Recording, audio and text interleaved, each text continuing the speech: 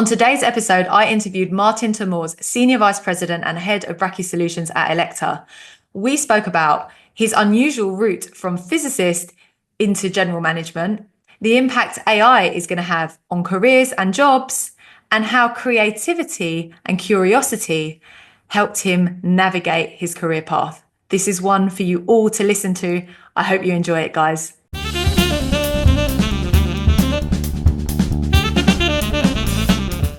Hello, everybody, and welcome to another episode of Career Diaries by Elemed, the podcast dedicated to talking about careers in the MedTech industry. And today, I'm really happy to have Maarten ter, Senior Vice President and Head of Brachy Solutions at Elekta. Wow, that title is a mouthful, Maarten.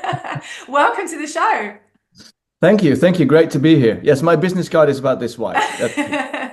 So for those who don't know what that means, tell us a little bit more about what it is actually that you do. Well, what I do is Elekta is a Swedish radiotherapy company. We are in the cancer care business, and it consists of 4 business lines. And so the business lines have product groups and strategy around those. And I lead one of those 4 business lines as a general manager. Very nice. And so so we're here to talk a little bit about your career journey and how you got to this big title of Senior Vice President of a major business line within Elekta. Where did it all start? Yeah, it didn't start in kindergarten where they asked you, what do you want to be? And I said, I want to be a senior vice president. Not how it happened. No, I actually, if I go back to those days in the, narrow screen TVs and it's all black and white, I wanted to figure out how things work. That's what I liked as a kid. I took things apart and sometimes put them back together again, and sometimes they worked after that, not always. And then I asked my father, so what kind of jobs are in that area? And he says, well, if you want to do that, then you have to be an engineer. I said, okay, Dad. I was 5 years old. I'm going to be an engineer. And then I, much later in life, it stuck with me. And then after high school, I went looking for university, and I ended up in physics. Again, not quite close yet to general management of a medical device business. And then I became a physicist. I worked in IT for a while because it was the time of the millennium bug that was going to destroy our civilization. You're welcome. I helped avert that disaster. Thank you very much. But in all seriousness, so I kind of fell into IT as a physics master student, and then I got a taste of industry, which was nice. It was fun, a working environment, a little bit faster paced maybe than academia, and I liked that. So I stuck around. I finished my degree, but I also kept working in IT. But then I thought, you know what, I want to do something with this degree I've earned. So I sent an open application to Philips, which is the major tech employer in Netherlands at that time. And then they offered me a position in Philips Healthcare, of which I had no knowledge of its existence. Of the healthcare, I thought about TVs and maybe razors or something. But as we now know, at least I know now, Philips had and has a very large healthcare group, and I joined there in a technical role in the X-ray business, and I developed prototypes for new products, and then I rolled into a product management role because one of the prototypes of the device I worked on became a product, and I thought, the developers were struggling to make it into a product, and I said to the boss of the division at that time, I think what you need is a product manager. And he said, oh, really? And I said, yeah. He said, okay, so sell it to me. And so I sold myself I bought myself a product management job, as it were. So then I was, as my friends from university still say, I moved to the dark side. I moved to the commercial side. From engineering, I went to product management. And then I made some steps in that. At one point, I was head of product management and head of marketing. And then at some point, I made the step to Elekta in a similar role. And there I evolved from marketing and sales into general management. So that's the path, more or less. And as I said, it wasn't how I planned it necessarily, 40 years ago. But it is more of a sequence of doing something and then getting into something you learn, and then you learn that, and you can get into something new again. It's, one foot in what you know and one foot in the next thing. And that's a little bit the story of how I got to where I am today.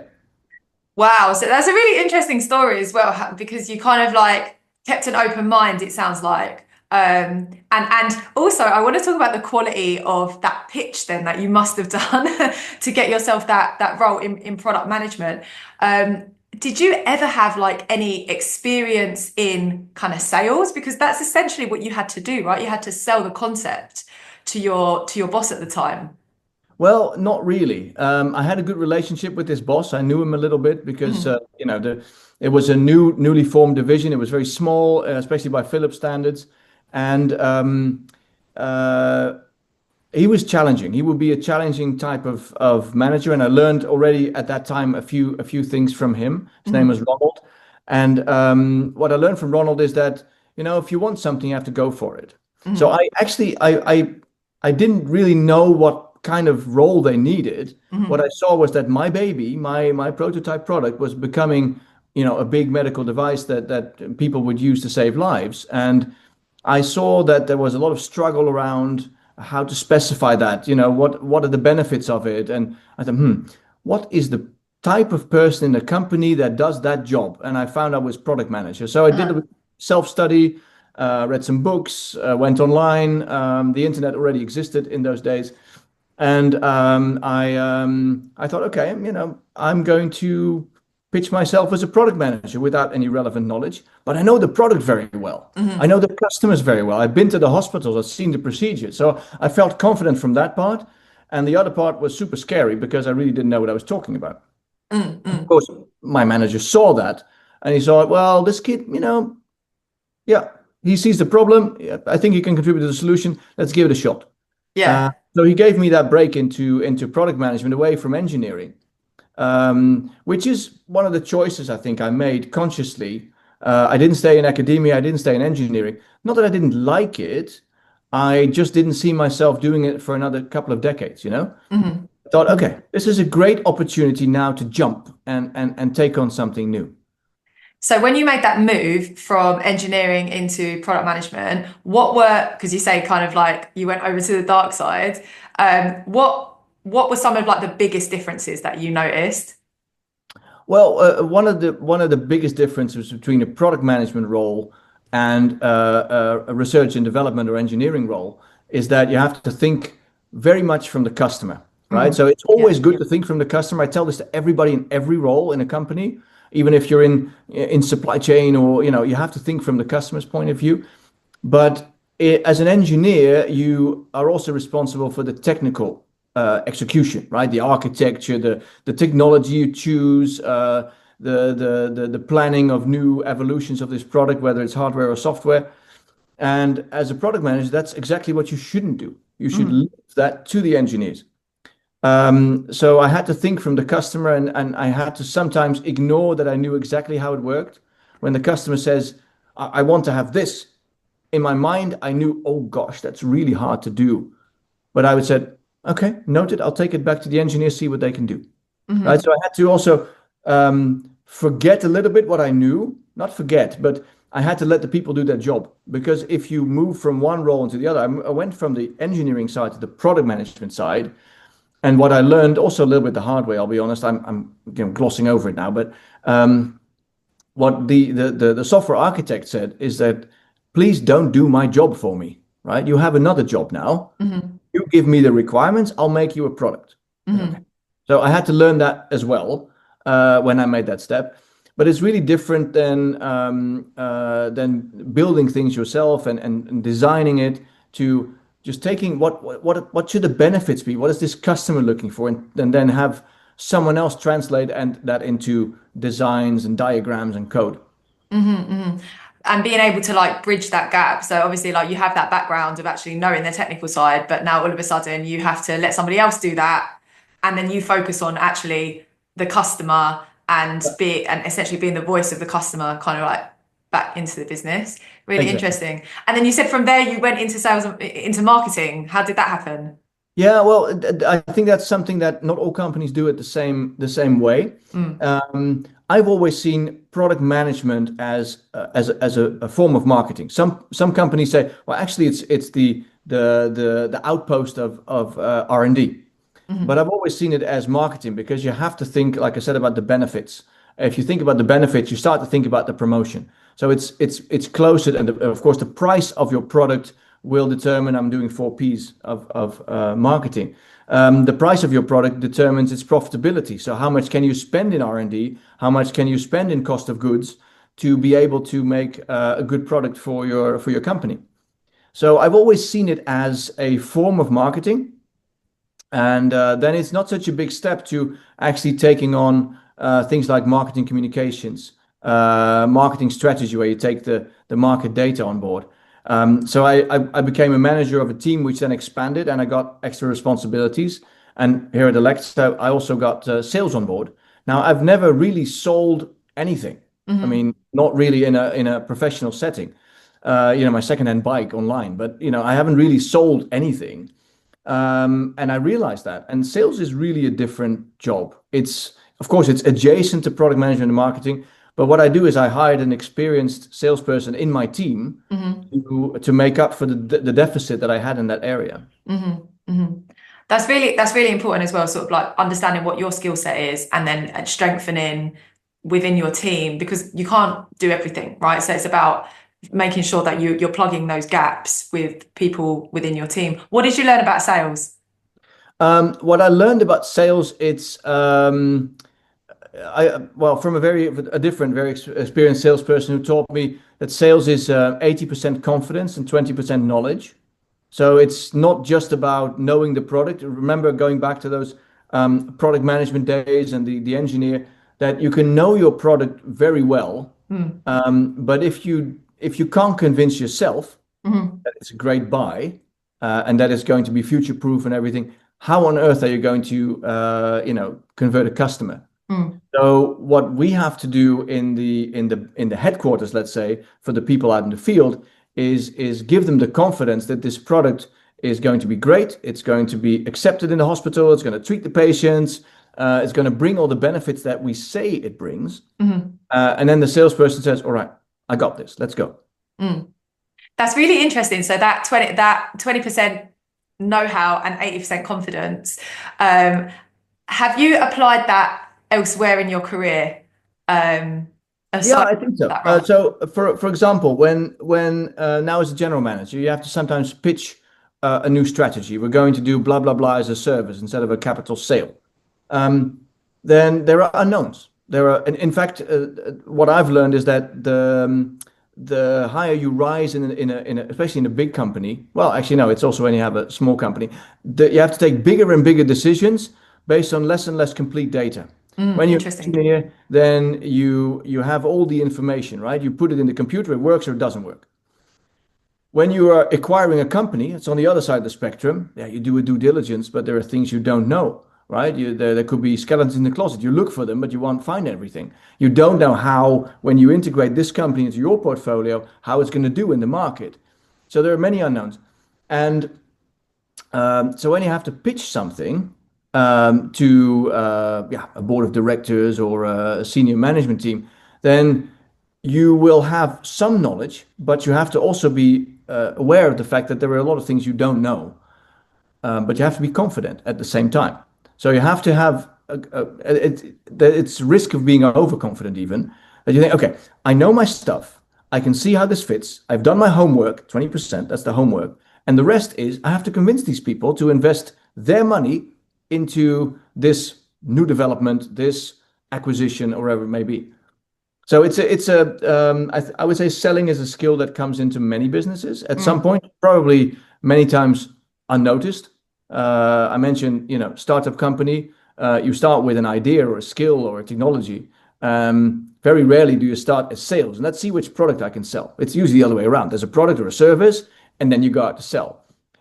So I would say that skill comes in very handy down the road.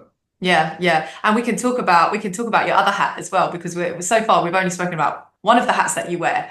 But at the same time, you're also doing something else. Tell us about that. Yeah, something else that's again not a set plan. Back in 2020, my at the time girlfriend, now wife, started her own regulatory consultancy company. So in the middle of the pandemic, she decides to venture out and start create. And then, well, that went well actually from day one. There's a lot of work due to MDR and IVDR in Europe and elsewhere in the world as well. And then ChatGPT comes out, and we realize, as we have our business meeting over dinner, as we do as a couple, that ChatGPT, that technology, the LLMs, are really good for taking this large chunk of information, like in a legislation, guidance documents, putting it all together, drawing conclusions, making summaries, and we think, there's something here. So, I put my old engineer hat on and we started experimenting a little bit. And at one point, my wife Dina, she has a tool that she uses for her own purposes, and it's really useful. It's saving her time. It's helping her get the right, quotations from the regulation and so on. So then we think, well, this works for one consultant. Could it work for the world? So then, as a bit of a side hustle, we put in Chat MDR first, and then Chat IVDR, and all these other chatbots for medical device regulations, and yeah, it's taken off in a big way. So now she is not just a regulatory consultant; she's also an AI entrepreneur, and I support her in that, of course.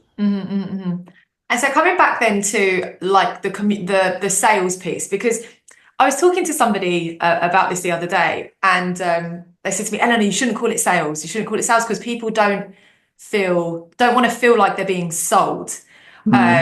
So I've seen it packaged as like communication skills, but I really believe that is essential. Like as I believe that every interaction that you do, right, even getting you to come onto the podcast, right, like there's a sales conversation there, whether you like it or not, right? Like you're always trying to convince someone of your idea, and they're either believing and buying your idea or they're not buying your idea. Yeah. And so for me, it's an essential skill that not a lot of people talk about. They see it very much as, okay, sales belongs in sales, and if I'm in technical or engineering or anything else, kind of like where I'm like down in the data, I don't need that skill. Have you found it useful in your career? I have, and the word sales indeed has a connotation. I Yeah. mean, I think many people, when you say sales, they see, a used car lot with some dodgy colored flags and a guy with a slightly too slick haircut and a colorful necktie, to match the flags. So it has this negative connotation in some circles. Whatever you call it, I think it is indeed, as you say, is the act of convincing someone to come on a podcast or to even to try something out. That's a sale, right? So, yeah, I'm not sure if this is for me. Try it. Just invest some of your time and try it. And that's already a sale because people are going to pay some of their time to your solution to see if it works for them. They haven't spent a euro yet or any currency. So you could call it influencing skills. It's really important. We had here at Elekta we had a leadership workshop just a few days ago, and it's to grow the next generation of leaders. And I posed a question to the group: what is leadership? And to me, a leader is someone that people want to follow. And I gave an example of a former colleague who said to me, Maarten, people don't listen. If you just make me director, then they'll listen to me. At that point, I knew that this lady wasn't ready to be a director yet because that's not how it works. So is that a sale? In a way, yes. You sell a vision and people say, I'm buying into that. Not with money, but with time. And they're going to follow you and they're going to actually help you realize the vision, which is a lot what leadership is about for me. It's a really valid point as well, because actually, if you aren't able to convince people of your vision and get them to buy into you, ultimately people make decisions by walking out the door, right? Like that's often, often it's not often about salary when people leave, it's often around leadership, not feeling valued, it's some of these softer things. And especially for people who want to kind of advance their career, there's real value in investing and spending some time in developing those skills that are not the technical skills. So Right. so now you're at senior VP level, right? You've got that sexy title and you're wearing that hat, you've got the office. What does it take to be successful? I would say always stay curious. Mhm. Keep on learning. I mentioned AI. That's just one trend in the past few years that's taken the world by storm, and we're not at the end of it yet, I think, of the storm. But whatever it may be, also be leadership skills. So stay curious and stay active. All the moves I've just described, and I didn't see them as moves at the time. Maybe the product management one, that was really a conscious thing. Now I'm going to do this. But all the things that I've done in my career to get to my current position were, yeah, more or less. I thought, oh, this is interesting. Let me learn about that. Let me become competent at that. Right. Mhm. So if you're in a job and you think, oh, this is fine, but what's my next move? Stay curious what your next move might be. Not that you have to be crazy ambitious and always be looking for the next bigger thing, right? That can also burn you out. But Mm. um, stay curious and keep looking, keep learning, talking to people, reading, LinkedIn learning, YouTube videos. Take in new things because they are not only good for your knowledge, I think they're also good for inspiration. Mhm. Um, I think the only thing you'll be short of is time because there's never a shortage of stuff to learn. Even if it's, you're walking through a beautiful city in Italy, you think, oh, I wonder what the history is. If you have that curious mindset, Mm. then everything is interesting. And I think it's also, well, I don't have any evidence, right? This is not a clinical trial with a control group, but I think it's also a great way to not get stuck in your job and say, huh, here we go again, another Mm. day, the same. I always like to do new things and also inspire people to do the same, to stay active and curious and maybe surprise me with something they found. Mhm. And not that every new idea has to come from the top. I don't believe in that at all. Mhm. I Mhm. don't Mhm. believe. I mean, I'd like to being at the top, so to speak, to give some new ideas to people and inspire them, but I'd rather have them say, "Hey, boss, I have this great idea. Can I try it?" And I say, "Yes, go ahead and try it. Here's some budget. Go." Mhm. Mhm. That's my preferred mode of operation anyway. And it's so true because there's like so much content out there now. It's a question of sort of like what are you going to consume? Because there's so much of it available. For you, Martin, where do you spend your time? Where do you get your inspiration? Well, recently I've learned a lot about AI, but I also looked a lot into blockchain. Mhm. I looked a lot into leadership. I looked a lot into business models, right? From capital purchase of a CD to a Spotify model. Can this work in other businesses? Um, and where do I get this information? Yeah, the social media channels, Mhm. LinkedIn. I'm not sure if I'm allowed to mention X. It's got a reputation, but I think it's still for certain things really, really valuable. Short snippets that will link to something bigger that you learn. Mhm. For me, I don't like video so much Mhm. or podcasts. Interesting. I mean, I listen to them in the car. So this podcast is fantastic. It's an This is the exception. best one out there, guys. This is the best one. This is the one I would sit down for. Now, what I seriously mean is the way I like to consume information is I like to eat it up quickly and then decide if I want to go further. And Yeah. if I click on someone's YouTube video and it's like 25 minutes, I don't have time for that. I mean, I do, but I don't know if I want to commit the time to someone's 25-minute video. Yeah. I'd rather have a textual page. And now with AI, you can easily create videos back to text. It's fantastic. I love it. And then you can say, okay, yeah, oh, this might be interesting to watch. And then I'll watch it. Yeah, yeah, yeah. So it's like short, digestible content that will allow you then to go deeper. What about kind of like you spoke about leadership, you spoke about business. Are there any people out there specifically that you follow that you find particularly interesting? Well, yes, interesting. Not always that I think they are doing the greatest job. Some people are a bit odd, right? The geniuses out there. For instance, if I look at, I'm staying with the technology here a little bit. If I look at Elon Musk, Yeah. strange guy, really strange guy, right? And he's doing things that I don't think are okay. But similar to, a Steve Jobs or a Bill Gates, he's doing things that have not been done before, and they're Mm, very impressive. mm. So, what can I learn from that without becoming a weirdo, right? That is, I try to learn from them and trying to learn from these individuals. I think it's really interesting because especially in business, when you look at adjacent businesses, it's like, what can you learn and apply into your business? So, for example, you spoke about Spotify, it's about taking kind of those learnings and saying, how can I make that relevant for me and what I'm doing? And that's sometimes where you get really good breakthroughs. And the companies that disrupt other companies are not necessarily the competitors. They're the companies that have no experience in that specific industry. Like the taxi industry didn't get disrupted by another taxi company. It got disrupted by a tech company. So it's really interesting to see that you're still actually actively engaging and trying to develop yourself and be curious and continue to learn. If you Yeah, reflect maybe back if I can on, add one thing. I mean, you mentioned the taxi industry is a nice one. I always try to also look for those disruptive trends that are not obvious. So okay, Eastman Kodak, yeah, world-renowned company, maybe not market leader, I don't know the data, but really, really big in film and print, photos, and household name.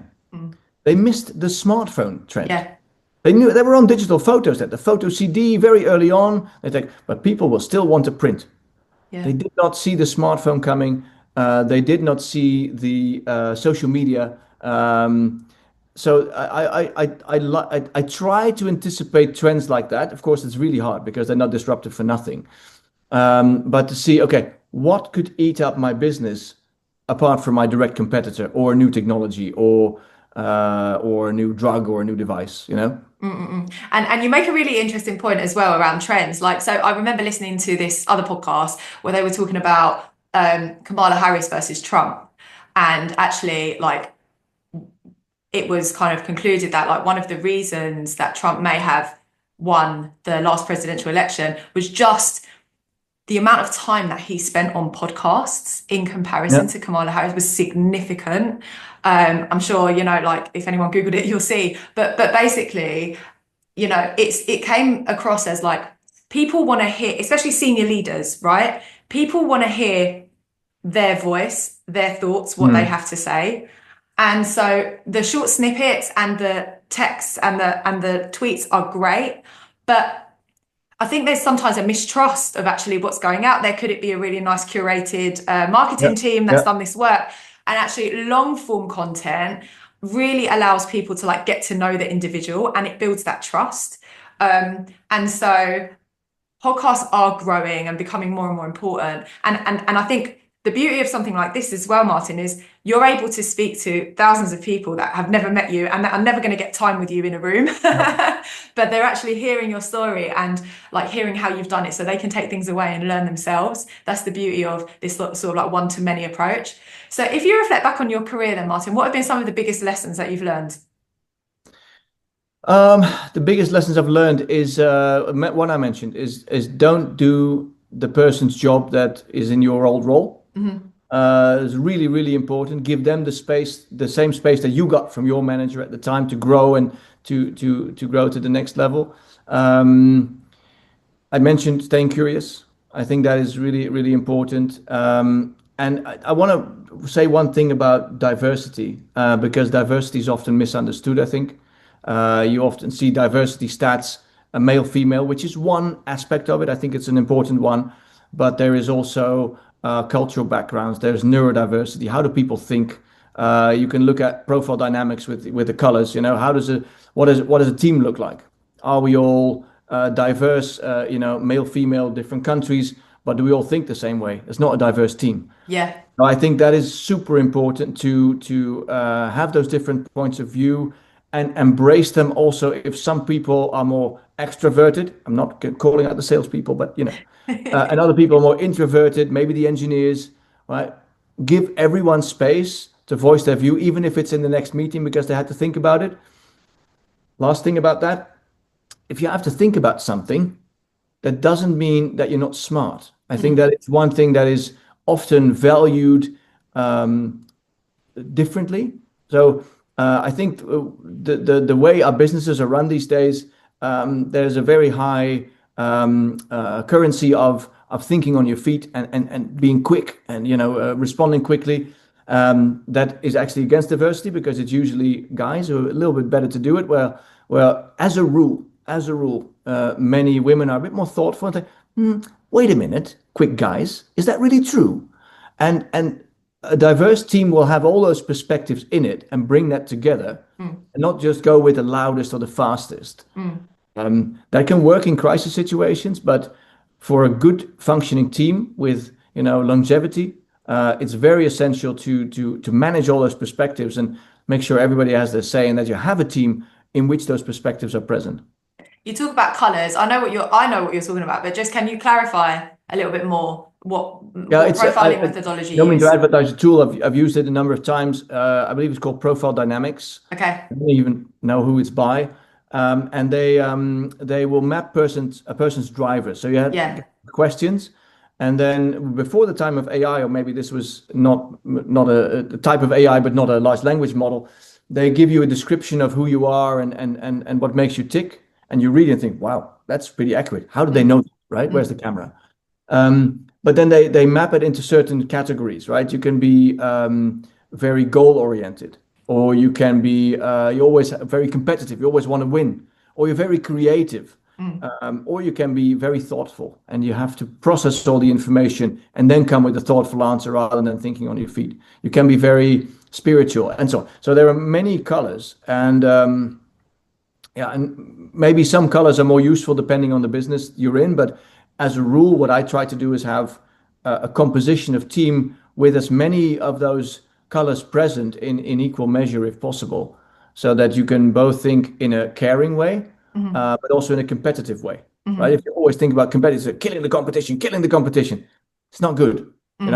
I don't want to think that way. I want to think, what are we doing here for the world, right? What's because we're a healthcare company. Um, so I want to bring in those perspectives, and that's where I use profile dynamics as an example because they have a nice way of mapping out those things, and you can compare them as a team. You can go through each person's profile and It's compare. it's it's really nice as well as an exercise to do because when we've done it in the past, I find that people in the team learn something about themselves that they didn't necessarily know. So there's that, and it also builds cohesion amongst the team by kind of sharing and talking it through, and also it helps you understand what people need from you as a leader in your business. So you talk about like sometimes people need to go away and think about things, right? And I'm the person that loves a spontaneous brainstorm. So I would always pull everyone into a room and be like, guys, right, we're going to do a brainstorm on this specific topic. And I would spend most of the time talking and like just I'd be like, guys, come on, contribute, right? Yeah, yeah, yeah, After doing this exercise, what I discovered was actually a very high proportion of people in the team are these kind of people that they like the questions up front, they like to think about it, and then bring the ideas to the table, but they're not the people that will necessarily just spontaneously come out with something. And so actually being able to create environments with your team that allow everybody to bring their best self and their best yeah, input, um, that's really critical as well. yeah, So I want to talk a little bit about AI because obviously I know this is something you're passionate about, and obviously a large proportion of our audience are technical and regulatory yeah. people. Do you think that AI is going to replace jobs? No, I specifically do not believe that, and I have some evidence to back that up. If you look Okay. in other technological things, I mean, if you look at, for instance, email, Mhm. has email replaced postman? I don't think so. I think it has changed the task of delivering a letter to now, through a development which has nothing to do with email, but more of the rest of the web, is actually the Amazon.com business of delivering parcels. I think we have Yeah. many more parcel delivery guys and girls right now than we used to. We Mm. probably have fewer people delivering letters or even writing letters for that matter. So I believe that tasks will be replaced. Mhm. And I always say if you're worried that you'll be replaced, you'll probably be replaced. But if you stay curious, my earlier point, and you think, okay, I'm a regulatory professional or I'm a software developer.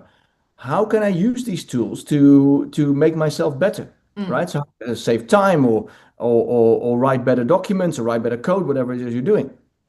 So I don't think it'll replace jobs. The word processor hasn't replaced jobs. The computer hasn't replaced jobs. Um, I think there are more jobs now than ever, even though Mm. we have all these automation tools. So based on productivity, and that's a key phrase, I think, Yeah. based on productivity 30 years ago, you would think, well, we could do that with a lot fewer people, which is Mm. probably true. But what we've instead done is we have increased productivity, which grows our economy. So that's a good thing, right? It's more welfare for everyone. And I think that's what's going to happen with AI.